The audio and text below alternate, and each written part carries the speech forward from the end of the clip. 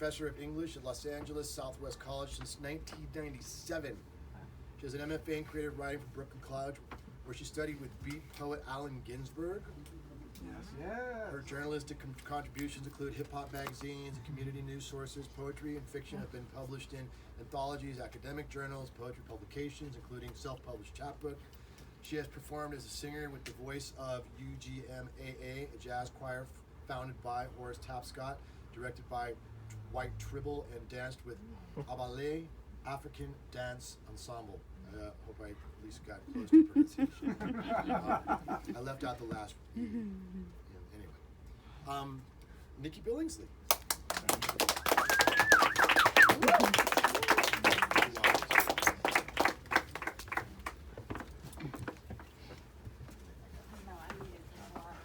Yeah. Oh, I put it. And I need to take a sip. Now it's on the back. Well, it's right there. Right here. It's warmer. Hot. It's burning. Hi. Hello. Wait a minute, let me take you in. Yes, please. Alright. Yeah, all that. So, tonight, I think I am going to read a lot.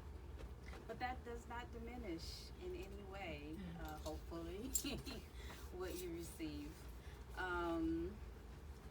Yeah, because these pieces are, well, they've not been shared a lot. So you guys are kind of getting fresh stuff. Awesome. Thank you. Yeah.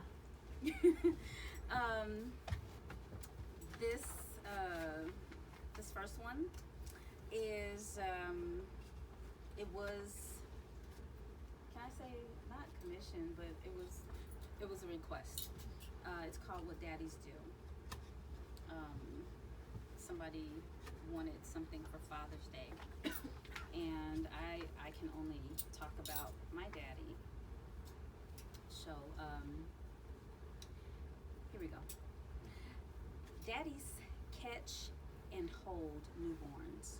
Skilled hands strong enough to knock somebody out. Gentle enough to put baby's first yellow dress on. Take her home, even when the car breaks down. Sentinella and Prairie, where he never passes without telling the story. Daddies hold it down, even if mommy has to do a bid. Walks with baby girl in the rain, purify aura, restoring light.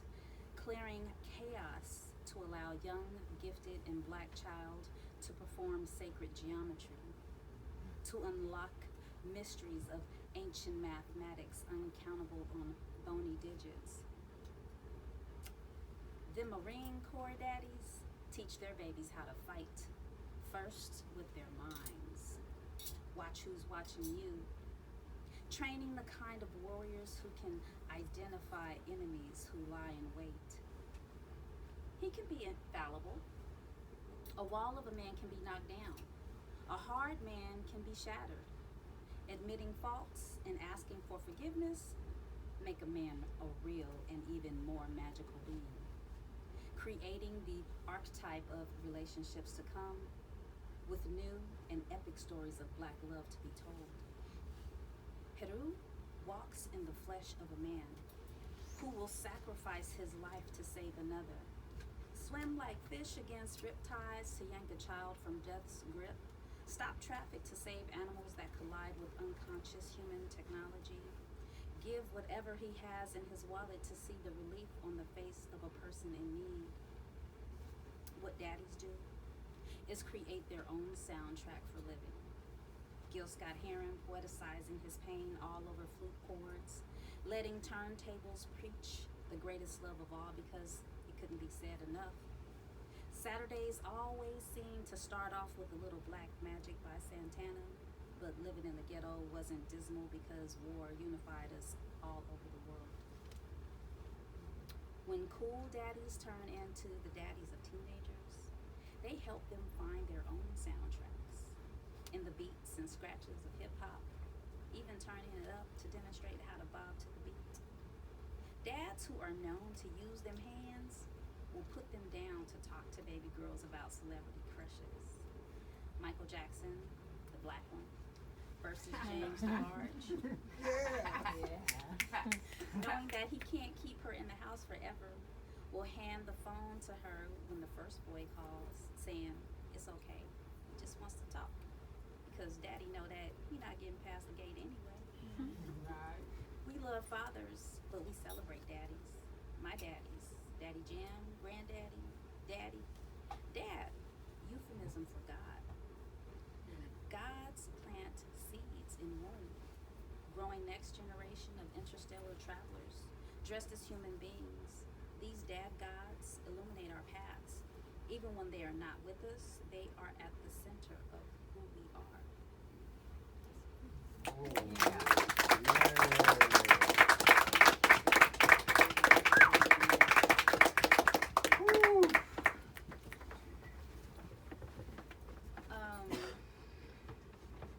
Yeah, I like daddies. That's Saturday. I was right with you. Right? That's beautiful. So I grew up in LA, in Compton, at I think what was a unique time, because it's not like that anymore. And well, anyway, I love living in Southern California. Just the cultural, not just diversity, but just the whole mashup and convergence of not just like these cultures, but of people and spirits and energy, because I've been other places, and New York is not like LA, it's not like California. Maybe it's the sun, maybe it's the water, I don't know, but it's a beautiful place. So De Colores. De Colores, I love that song. The feel of my mouth, my tongue as it formed non-English sounds, my vocal cords set free to sing soprano. 20 years later, only the first two words of the song remain, like the last two dry brown leaves on a naked winter tree, ready to blow away in the first stormy wind. Across the 110 border, life is different. Between past and present, things have changed. Young Latinas with pencil-drawn eyebrows, cracked gum, and smirk. When a black man says, "Hola, está bien?" Bitter silence broken by ringing of the register bell and the clink of coins hurriedly dropped into his hand. Next. On Plum Street, we were a family. Chewy used to make scooters for us. He was a straight-up cholo, slick black hair, khakis and tats, but he was all the time working. Leroy and Rita lived directly across the street. My dad liked to hang with Leroy, who had a thick barber's mustache. He fixed 20s vintage cars in a garage plastered with pictures of naked ladies. Mr. and Mrs. Garcia lived next door to Bishop Haynes, were teachers. They helped my mother organize block parties. Our next door neighbors didn't speak English, but always had a fiesta going on. Like the party at the other end of the block, where a drunk rammed my car right out of a nightmare because he drove away. Not away, but down a long, dark driveway. A porthole that transformed me. I went after him, angry at his irresponsibility, asking in my broken Spanish for su nombre y dirección o información, por favor. No? You don't understand? No sé? Right. He was a gallo, a cowboy with a diamond-studded cannabis leaf for a belt buckle. Gangsta? Mexican mafia? I wasn't afraid. I know gangsters. But 20 other men were bearing down on us. They took him away and surrounded me. The handsome face of a man morphs into a snarl. Get out of our neighborhood. His neighborhood? My great-grandfather migrated to Cali in 1950. This is the first neighborhood my family lived in. He helped build a church on the corner of Washington Boulevard and Arlington Avenue. Bodies pressed against me, their anger permeating my clothes, wrinkling childhood memories of solidarity. not my life, but a legacy passed before my eyes. Alone under streetlights in the middle of the night. In the 80s, black nationalists went one way, Chicanos went another. When the new immigrants came, all they saw was separation. They know nothing of the Brown Berets and Black Panther Alliance. They know nothing of the unified fights in our neighborhoods. They don't know that bilingual education used to mean all children all together being taught both English and Spanish. This mob didn't want my anger. They had too much of their own. So I shared my soft, my vulnerable. Through tears, I say I am a woman, alone and defenseless. What threat am I to you? You are unjust. A pregnant woman says to me, so we'll go. A crowd evaporated, left me alone to see. I've been living fantasy, not free of petty racial tug of war. When they drew the line, they put me on one side, whether I wanted to or not. A single woman is nothing to them, no justice for a black. The doors to black-owned homes were closed as a final message that I am on this journey alone.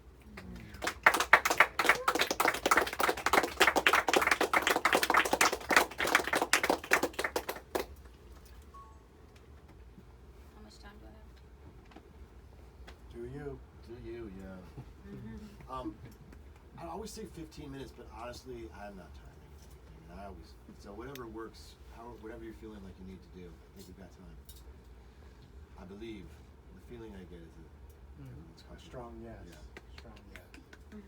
Washington and Arlington know all about it. That was an amazing poem. Yeah. I don't know if you want to talk about your pieces now or later, but I'm just kind of curious it's kind of obvious where it came from, but like, where did it come from? It came from loving the experience I had of living in a black and brown neighborhood, you know, of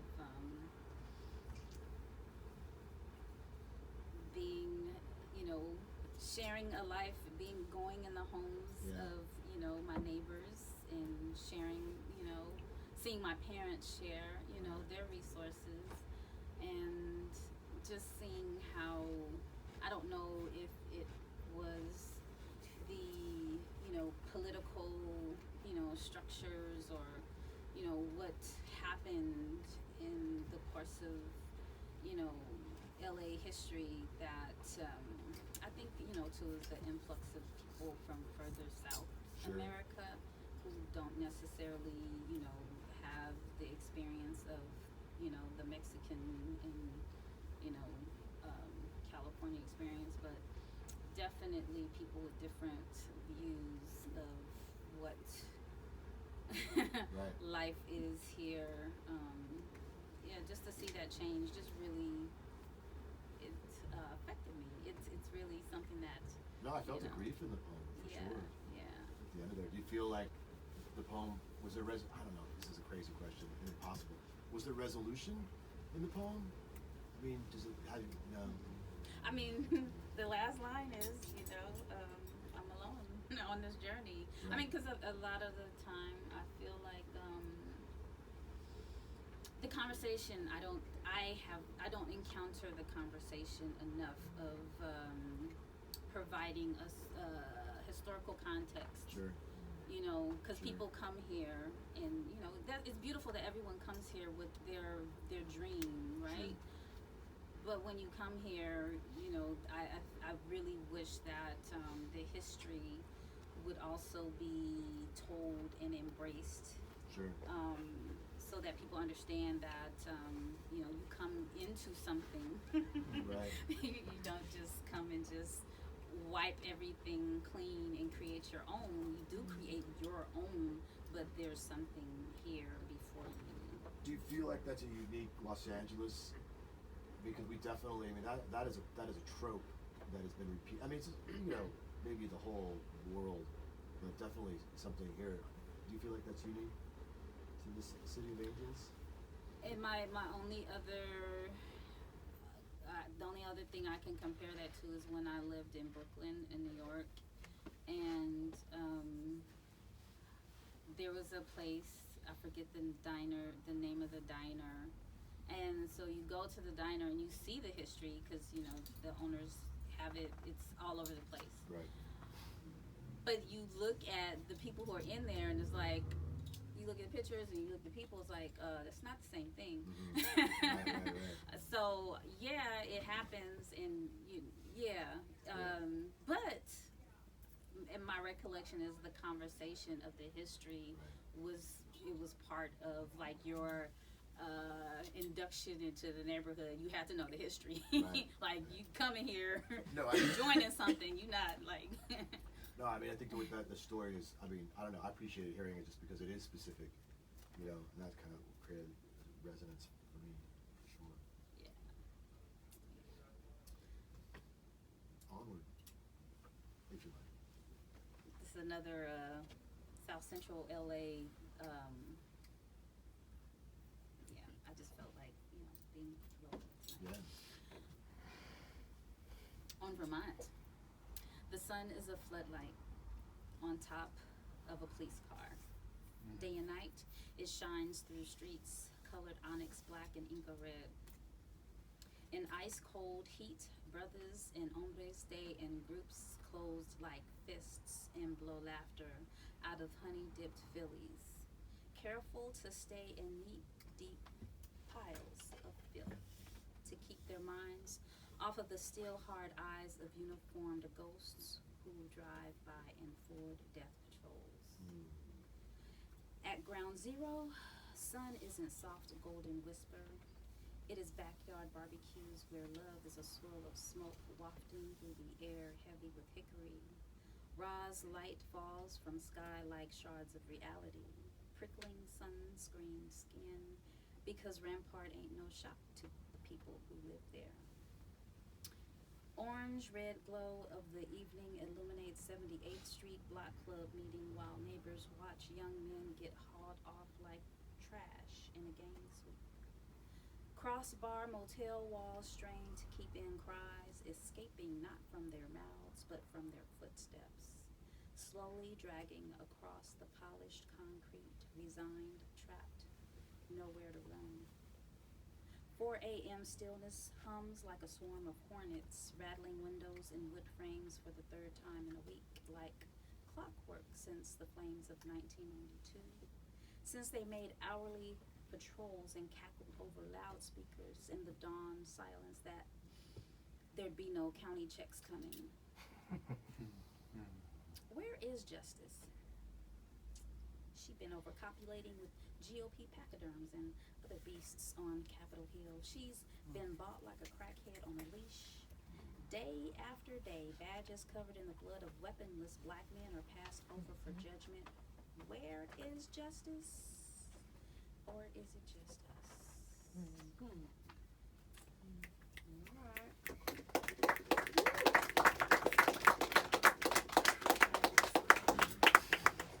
Okay, and so something a little more brilliant. Do you remember Fats? Soul Children? Brown rice and barbecue? Yes. So you remember the guy that used to always have the turban on? Yes. And he got shot? No.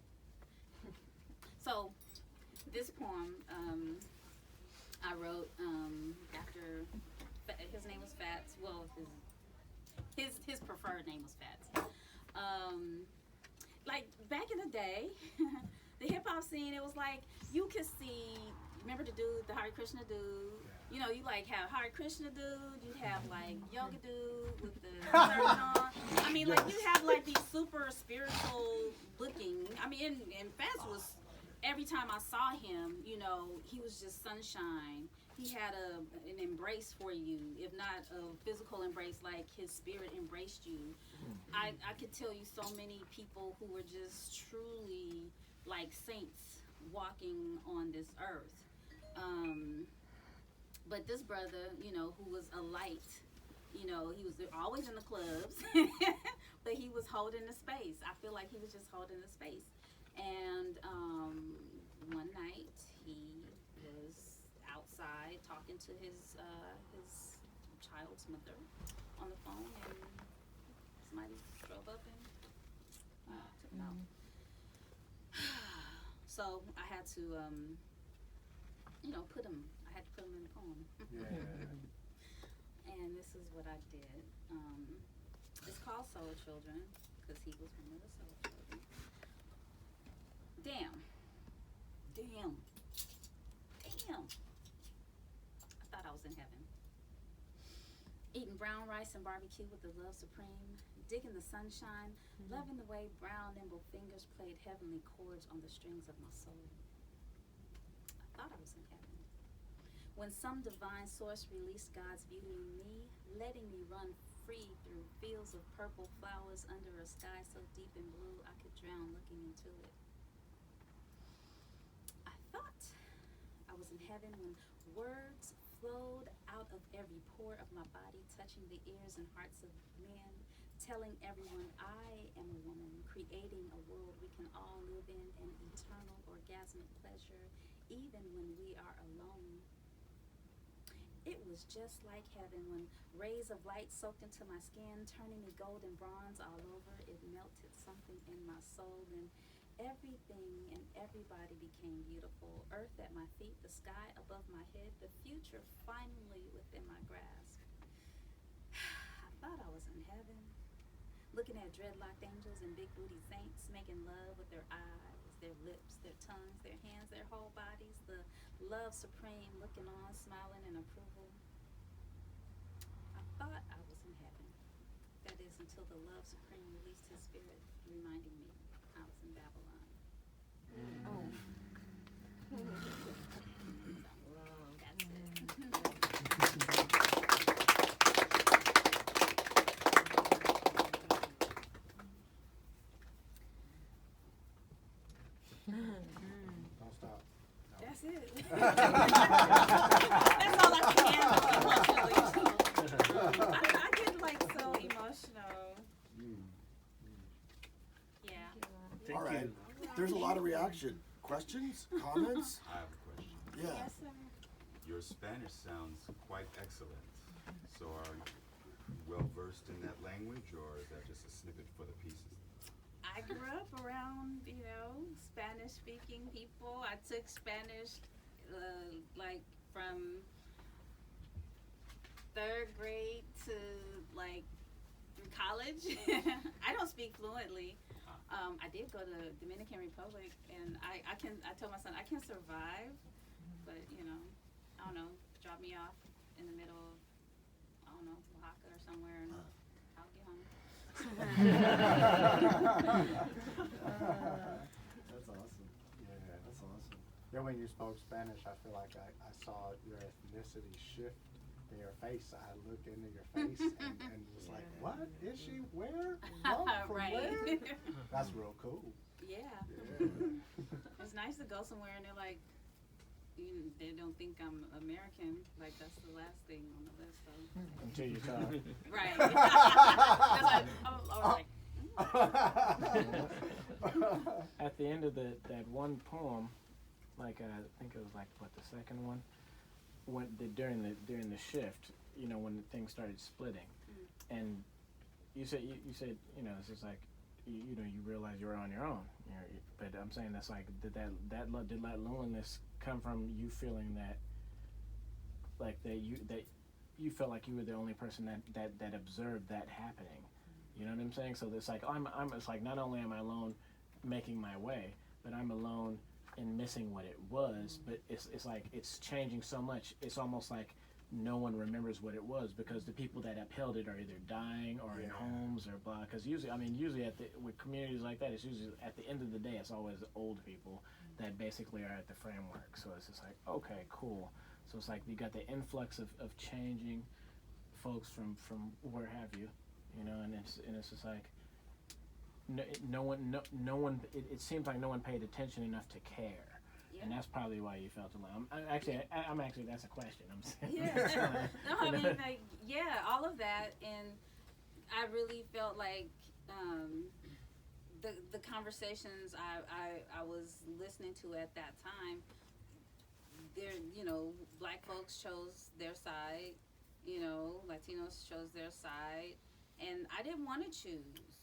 I wanted to, you know, keep what I had grown up with, and that, you know, I mean, like, I have friends on both sides, and I didn't want to let my family to break up, you know. So yeah, and that's why I felt really alone, because there weren't a lot of Wasn't people. home anymore.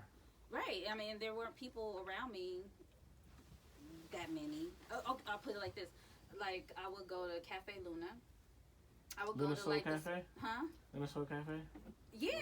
with Obi and them. Yeah, that's right by MacArthur Park. I used to Exactly, be, we were there actually. I used we to were go going. there. You know, I mean, there were spots I would go to, and I'd be like, Back in the well, I'm the only sister up in here, or, you know, or just,